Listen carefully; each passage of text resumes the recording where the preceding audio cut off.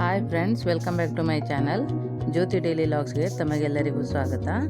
ನಾನಿವತ್ತು ಒಂದೇ ಸಾರಿ 3 ಬ್ಲೌಸ್ನ ಇಟ್ಟು ಯಾವ ರೀತಿ ಕಟ್ ಮಾಡಬೇಕಂತ ತೋರಿಸ್ತಾ ಇದ್ದೀನಿ. ನೋಡಿ, ಇವಾಗ ಬ್ಯಾಕ್ ಲೆಂತು 15.5 ಇಂಚನ್ನು ತಗೊಂಡಿದ್ದೀನಿ. ನಂತರ ಫ್ರಂಟ್ ಲೆಂತು 16 ಇಂಚನ್ನು ತಗೊಂಡಿದ್ದೀನಿ.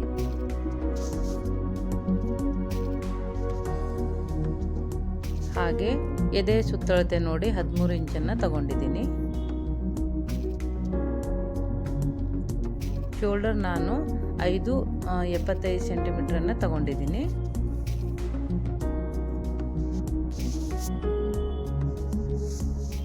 ನೋಡಿ, ಫ್ರಂಟ್ ನೆಕ್ಕು ನಾನು 8 ಇಂಚನ್ನು ತಗೊಂಡಿದ್ದೀನಿ.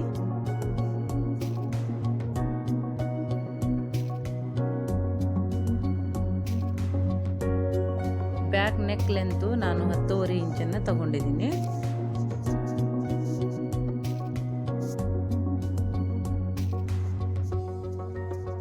ನೋಡಿ, ಇಲ್ಲಿ ನಾವು ಬಗಲ್ ಅಳತೆಯನ್ನು ಎರಡೂ ಕಡೆ 7 ಇಂಚನ್ನು ತಗೊಂಡಿದ್ದೀನಿ. ನಾನು ಎರಡೂ ಕಡೆ ಕರೆಕ್ಟಾಗಿ 7 ಇಂಚಸ್ಸು ಬರಬೇಕು.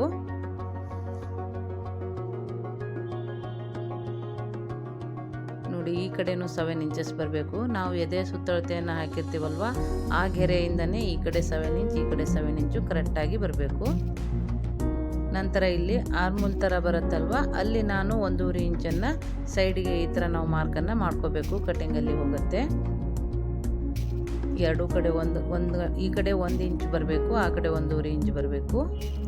ನಂತರ ನಾವು ಈ ಥರ ಬಾಕ್ಸನ್ನು ಮಾಡ್ಕೋಬೇಕು. ನಿಮಗೆ ಕಾಣಿಸ್ತಿಲ್ಲ ಅನಿಸುತ್ತೆ, ನಾನು ಬಾಕ್ಸನ್ನು ಮಾಡಿದ್ದೀನಿ, ಚಾಪೀಸಿಂದ ಕಾಣಿಸ್ತಿಲ್ಲ ಅದು. ನೋಡಿ, ನಿಮಗೆ ಬ್ಯಾಗ್ ಯಾವ ಡಿಸೈನ್ ಬೇಕು ನೋಡಿ, ಅದನ್ನು ಕೂಡ ನೀವು ಮಾಡ್ಕೋಬೋದು. ನಂತರ ನಾನು ನೋಡಿ, ಇಲ್ಲಿ ಕ್ರಾಸ್ ಪಟ್ಟಿ ನಾನು 4.5 ಇಂಚನ್ನು ತಗೊಂಡಿದ್ದೀನಿ. ಅದೇ ಸೈಡಿಗೆ 3 ಇಂಚನ್ನು ತಗೊಂಡಿದ್ದೀನಿ. ನಂತರ ನಾವು ಮಾರ್ಕ್ ಮಾಡಿ ಈ ಥರ ಕ್ರಾಸ್ ಮೇಲೆ ಕ್ರಾಸ್ ಪಟ್ಟಿಯನ್ನು ಕಟ್ ಮಾಡ್ಕೋಬೇಕು.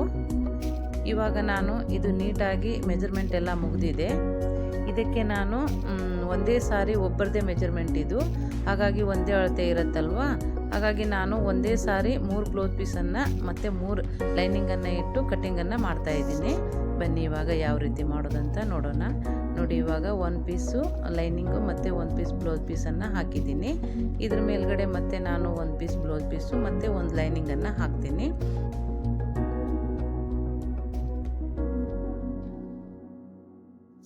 ನೋಡಿ, ಇವಾಗ ನಾನು 3ನೇ ಬ್ಲೌಸ್ ಪೀಸನ್ನು ತಗೋತಾ ಇದ್ದೀನಿ. ಇದ್ರ ಮೇಲ್ಗಡೆ ನಾನು ಮೆಜರ್ಮೆಂಟ್ ತೊಗೊಂಡಂಥ ಲೈನಿಂಗನ್ನು ಹಾಕ್ತಾ ಇದ್ದೀನಿ. ಅಂದರೆ ನೋಡಿ, ಕೆಳಗಡೆ 3 ಬ್ಲೌಸ್ ಪೀಸ್ ಇದ್ದಾವೆ, ಅದ್ರ ಮೇಲ್ಗಡೆ ನಾನು ಕೊನೆಯದಾಗಿ ಮೆಜರ್ಮೆಂಟ್ ತೊಗೊಂಡಂಥ ಲೈನಿಂಗನ್ನು ಹಾಕಿದ್ದೀನಿ. ಇವಾಗ ಬಟ್ಟೆ ಆ ಕಡೆ ಈ ಕಡೆ ಆಗಲಾರ್ದಂಗೆ ಸೇಫ್ಟಿ ಪಿನ್ನನ್ನು ಹಾಕಿ ನಾವು ನೀಟಾಗಿ ಎಲ್ಲ ಕಡೆ ಕವರನ್ನು ಮಾಡ್ಕೊಳ್ಳೋಣ. ನೋಡಿ, ನಾನು ಸೇಫ್ಟಿ ಪಿನ್ನನ್ನು ಹಾಕ್ತಾ ಇದ್ದೀನಿ. ನೋಡಿ, ಈ ಥರ ನಾವು ಪಿನ್ನನ್ನು ಹಾಕಿ ಬಟ್ಟೆನ ರೆಡಿ ಮಾಡ್ಕೊಳ್ಳೋಣ. ಏನಪ್ಪ ಇವರು 3 ಬ್ಲೌಸ್ ಪೀಸನ್ನು ಇಟ್ಟು ಒಂದೇ ಸಾರಿ ಕಟ್ ಮಾಡಿ ತೋರಿಸ್ತಾ ಇದ್ದಾರೆ ಅಂತ ಅನ್ಕೋತಿರ್ಬೋದು. ಇದು ಒಬ್ಬರದೇ ಮೆಜರ್ಮೆಂಟ್ ಆದರೆ ನಾವು ಈ ಥರ ಕಟ್ ಮಾಡ್ಕೋಬಹುದು. ಬೇರೆ ಬೇರೆ ಮೆಜರ್ಮೆಂಟ್ ಇದ್ದರೆ ನಾವು ಬೇರೆ ಬೇರೆನೇ ಸಪ್ರೇಟಾಗಿ ಕಟ್ ಮಾಡ್ಕೋಬೇಕು. ಇದು ಒಬ್ಬರದೇ ಬ್ಲೌಸ್ ಪೀಸು, ಹಾಗಾಗಿ ನಾನು ಒಂದೇ ಮೆಜರ್ಮೆಂಟ್ ಇರುತ್ತಲ್ವ, ಆವಾಗ ನಾವು ಒಂದೇ ಪೀಸನ್ನು ರೆಡಿ ಮಾಡಿಕೊಂಡು ನೀಟಾಗಿ ಮೆಜರ್ಮೆಂಟ್ ಮಾಡಿಕೊಂಡು ನಂತರ ನಾವು ಈ ಥರ ನೋಡಿ ಎಷ್ಟು ಪೀಸ್ ಬಂದಿದೆ ನೋಡಿ, 3 ಬ್ಲೌಸ್ ಪೀಸು ಮತ್ತು 3 ಲೈನಿಂಗನ್ನು ಹಾಕಿ ನಾವು ಒಂದೇ ಸಾರಿ ಕಟ್ ಮಾಡ್ಕೋಬಹುದು. ಬ್ಯಾಕ್ ನೆಕ್ ಮಾತ್ರ ನಾವು ಚೇಂಜ್ ಮಾಡ್ಕೋಬಹುದು ಬೇರೆ ಬೇರೆ ಟೈಪು. ಮಿಕ್ಕಿದೆಲ್ಲ ಬಾಡಿ ಪಾರ್ಟ್ ಎಲ್ಲ ಚೆನ್ನಾಗಿ ಒಂದೇ ಸೈಜ್ ಬಂದಿರುತ್ತೆ. ಹಾಗಾಗಿ ನಾನು ಈ ಥರ 6 ಪೀಸನ್ನು ಒಂದೇ ಸಾರಿ ಕಟ್ ಮಾಡ್ತಾ ಇದ್ದೀನಿ. 3 ಪೀಸ್ ಲೈನಿಂಗು, 3 ಪೀಸ್ ಬ್ಲೌಸ್ ಪೀಸನ್ನು ಹಾಕಿ ಕಟ್ ಮಾಡ್ತಾ ಇದ್ದೀನಿ. ಇದ್ರ ಮೇಲ್ಗಡೆ ನಾನು ಆಲ್ರೆಡಿ ಮಾರ್ಕನ್ನು ಮಾಡ್ಕೊಂಡಿದ್ದೀನಿ, ನಿಮಗೆ ಕಾಣಿಸ್ತಿಲ್ಲ. ಇವಾಗ ನೋಡಿ, ಇದನ್ನು ನಾನು ಕಟ್ ಮಾಡಿ ತೋರಿಸ್ತೀನಿ ನಿಮಗೆ. ಪೂರ್ತಿ ಕಟ್ಟಿಂಗನ್ನು ಮಾಡ್ಕೋತೀನಿ, ಬ್ಯಾಕ್ ನೆಕ್ ಮಾತ್ರ ನಾನು ಕಟ್ ಮಾಡಲ್ಲ. ಯಾಕಂದರೆ 3 ಬ್ಲೌಸಿಗೆ ನಾವು ಬೇರೆ ಬೇರೆ ಟೈಪು ಡಿಸೈನನ್ನು ಮಾಡ್ಕೋಬೇಕು. ಹಾಗಾಗಿ ನಾನು ಬ್ಯಾಕ್ ನೆಕ್ಕನ್ನು ಒಂದೊಂದಾಗಿ ಕಟ್ ಮಾಡ್ಕೋತೀನಿ. ನೋಡಿ, ಮೊದಲಿಗೆ ನಾನು ಕ್ರಾಸ್ ಪಟ್ಟಿಯನ್ನು ಕಟ್ ಮಾಡ್ಕೋತಾ ಇದ್ದೀನಿ. ಈ ಥರ ನಾವು ಒಂದೇ ಸಾರಿ ಕಟ್ ಮಾಡಿಕೊಂಡ್ರೆ ನಮಗೆ ತುಂಬ ಸುಲಭವಾಗುತ್ತೆ ಮತ್ತು ಸಮಯ ತುಂಬ ಕಡಿಮೆ ಸಮಯದಲ್ಲಿ ಕೂಡ ನಾವು ಕಟ್ಟಿಂಗನ್ನು ಮಾಡ್ಕೋಬಹುದು. ಆದರೆ ಈ ಥರ ಮಾಡಬೇಕಾದ್ರೆ ನಾವು ಒಬ್ಬರದೇ ಮೆಜರ್ಮೆಂಟ್ ಇರಬೇಕು. ಒಬ್ಬರದೇ ಈ ಥರ 3-4 ಬ್ಲೌಸನ್ನು ಕಟ್ ಮಾಡಬೇಕಂದ್ರೆ ಒಬ್ಬರದೇ ಮೆಜರ್ಮೆಂಟ್ ಇದ್ದರೆ ಮಾತ್ರ ಈ ಥರ ಮಾಡ್ಕೋಬೇಕು. ನೋಡಿ, ಇವಾಗ ನಾನು ಫ್ರಂಟಿಗೆ ನೆಕ್ ಇರುತ್ತಲ್ವ, ಅದನ್ನು ಕಟ್ ಮಾಡ್ಕೋತಾ ಇದ್ದೀನಿ. ನಂತರ ನಾನು ನೋಡಿ ಶೋಲ್ಡ್ರ್ ಹತ್ತಿರ ಸ್ವಲ್ಪ 1/4 ಇಂಚ್ ಬಟ್ಟೆಯನ್ನು ಕಟ್ ಮಾಡ್ತಾ ಇದ್ದೀನಿ. ಇದರಿಂದ ನಮ್ಮ ಶೋಲ್ಡ್ರು ಭುಜ ಇಳಿಯಲ್ಲ. ಹಾಗಾಗಿ ನಾನು ಇಲ್ಲಿ 1/4 ಇಂಚ್ ಬಟ್ಟೆನ ಮಾತ್ರ ಕ್ರಾಸ್ ಮೇಲೆ ಕಟ್ ಮಾಡಿ ತೆಗಿತಾ ಇದ್ದೀನಿ. ನೋಡಿ ಈ ಥರ ಸ್ವಲ್ಪ ಬಟ್ಟೆನ ನಾವು ತೆಗೆಯೋದ್ರಿಂದ ನಮಗೆ ಬ್ಲೌಸ್ ಫಿಟ್ಟಿಂಗು ಚೆನ್ನಾಗಿ ಕೊಡುತ್ತೆ. ಹಾಗಾಗಿ ನಾನು ಕಟ್ ಮಾಡಿ ತೆಗಿತಾ ಇದ್ದೀನಿ. ಅದು ಎಷ್ಟು ತೆಗ್ದಿದ್ದೀನಿ ಅಂತ ನಿಮಗೆ ಕೊನೆಗೆ ತೋರಿಸ್ತೀನಿ ನೋಡಿ. ಇವಾಗ ನಾನು ಬಗಲನ್ನು ಕಟ್ ಮಾಡ್ಕೊತಾ ಇದ್ದೀನಿ.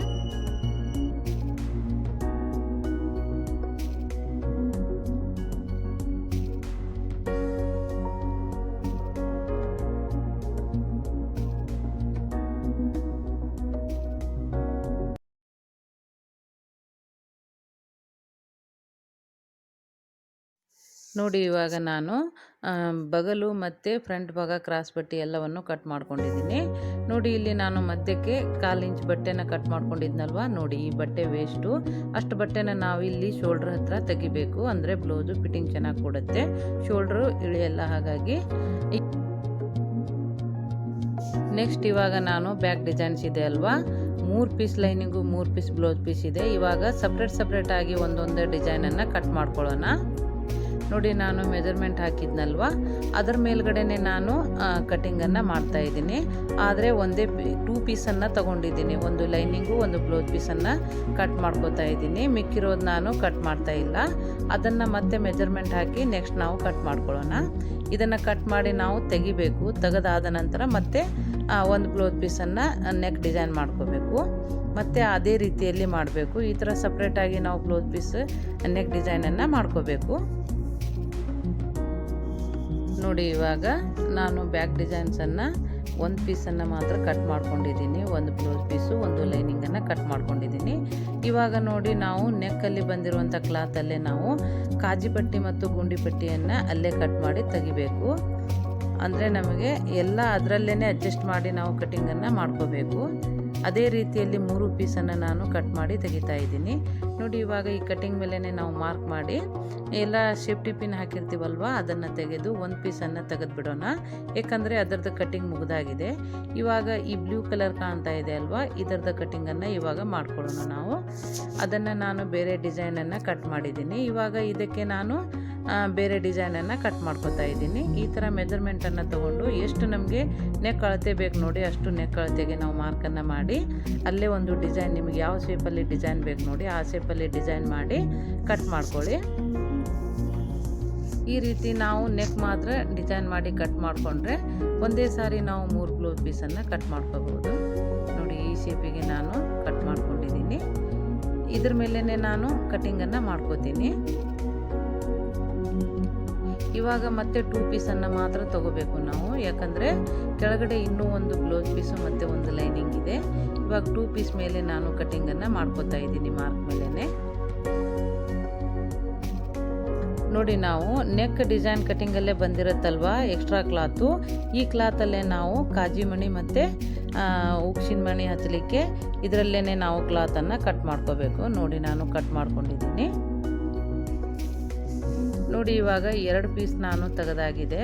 ಮತ್ತು ಇವಾಗ 3ನೇ ಪೀಸನ್ನು ನಾವು ಕಟ್ ಮಾಡ್ಕೊಳ್ಳೋಣ. ನೋಡಿ 2 ಪೀಸು ಲೈನಿಂಗ್ ಬಂದಿದೆ. ನೋಡಿ ಇದು ಕೊನೆಯದಾಗಿರುವಂಥ ಬ್ಲೌಸ್ ಪೀಸು ಮತ್ತು ಲೈನಿಂಗ್ಸು. ಇದ್ರ ಮೇಲ್ಗಡೆ ನಾನು ಮತ್ತೆ ಸೇಫ್ಟಿ ಪಿನ್ನನ್ನು ಹಾಕಿ ಯಾವ ಶೇಪಿಗೆ ಬೇಕು ನೋಡಿ ಆ ಶೇಪಿಗೆ ನಾನು ಮಾರ್ಕನ್ನು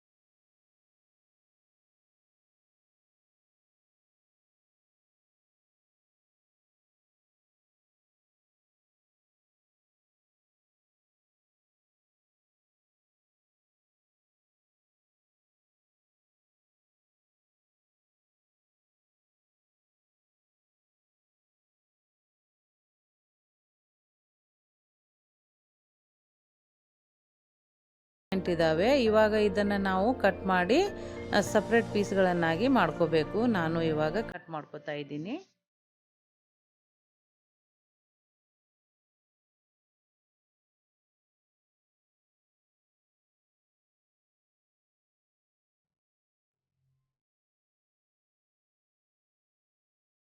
ನೋಡಿ ಇದೇ ರೀತಿಯಲ್ಲಿ ಕ್ರಾಸ್ ಪಟ್ಟಿ ಕೂಡ ನಾವು ಕಟ್ ಮಾಡಿ ರೆಡಿ ಮಾಡ್ಕೋಬೇಕು. ನಾನು ಎಂಡಿಗೆ ಇರುವಂಥ ಸ್ವಲ್ಪ ಕ್ಲಾತನ್ನು ತೆಗಿತಾ ಇದ್ದೀನಿ, ತುಂಬಾ ಲೆಂತ್ ಆಗುತ್ತೆ ಇದು. ಹಾಗಾಗಿ ಅನಂತರ ನಾನು ಸೇಫ್ಟಿ ಪಿನ್ನನ್ನು ತೆಗೆದು ಇದನ್ನು ಕೂಡ ನಾನು ಕಟ್ ಮಾಡಿ ಸಪ್ರೇಟ್ ಮಾಡ್ಕೋತೀನಿ. ನೋಡಿ ಇಲ್ಲಿ ಎಲ್ಲ ಬೇರೆ ಬೇರೆ ಪೀಸ್ ಇದಾವಲ್ವ, ಜಾಯಿಂಟ್ ಇರುತ್ತೆ, ಇದನ್ನು ನಾವು ಕಟ್ ಮಾಡಿ ಸಪ್ರೇಟ್ ಮಾಡ್ಕೋಬೇಕು.